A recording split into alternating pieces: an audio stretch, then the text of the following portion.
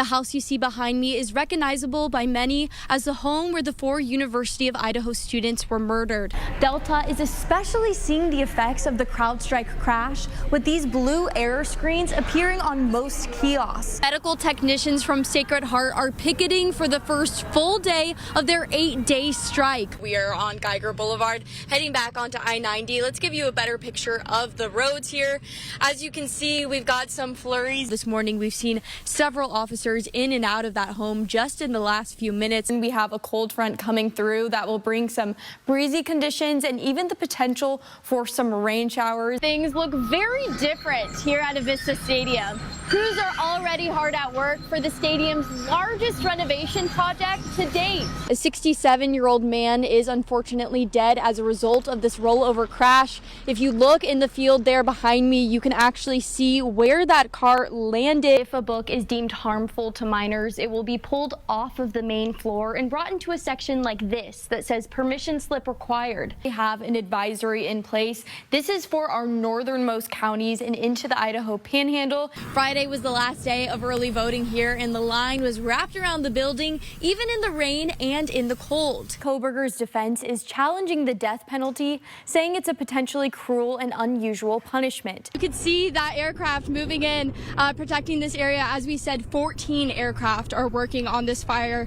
I'm here at Seymour's Farm, where it's easy to find your perfect pick. A man was arrested for a fatal stabbing in downtown Spokane. Officers from the Spokane Police Department responded to the reported stabbing on 3rd and Division Street. Behind me here is all that remains of Mary's Place, a historic building that many Spokane residents knew and loved. We're here at Shadle Park High School, and it's already shaping up to be a very chaotic day. Around 8 o'clock this morning, the Spokane Police Department says they responded to reports of a stabbing. Kids getting on the bus this morning. Yes, and those kids will want a little bit of a hoodie, a light jacket. We have some sprinkles in some areas of the inland Northwest this morning. This holiday travel season is set to be extremely busy. We've been seeing it all play out tonight with lots of people arriving here in Spokane, jumping from that plane 12,000 feet up in the air and landing on this field for all of the students to see. It's been a long, difficult year of healing for Moscow, Idaho. The house you see behind me is recognizable by many as the home where the 4 University of Idaho students were murdered.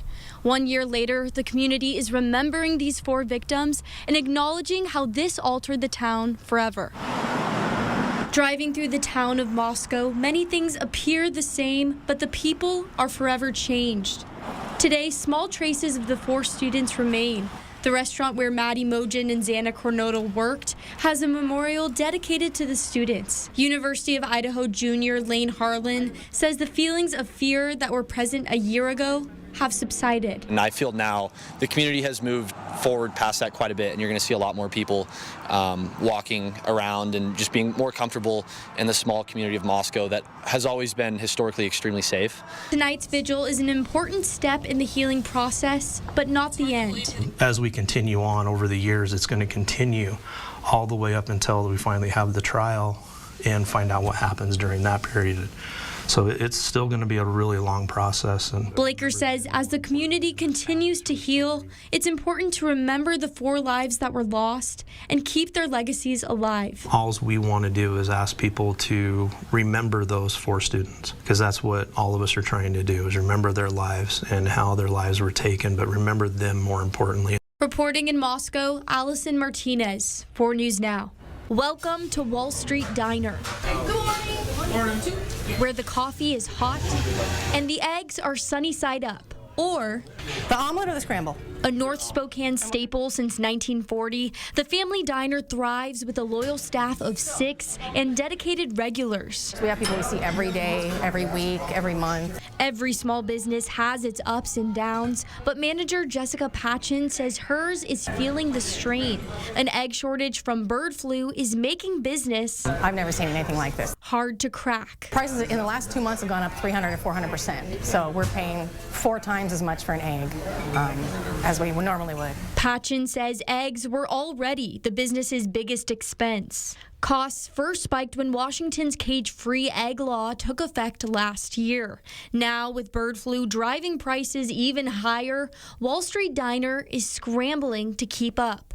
Right now, a standard breakfast costs about $13.75, but when the business is paying $1 per egg, these prices will have to increase. Bird flu has been infecting prices at the grocery store since November. To be honest, I'm quitting eating eggs until I can get fresh eggs again. The price is ridiculous. When restaurants raise their prices, some customers walk away while others stay loyal.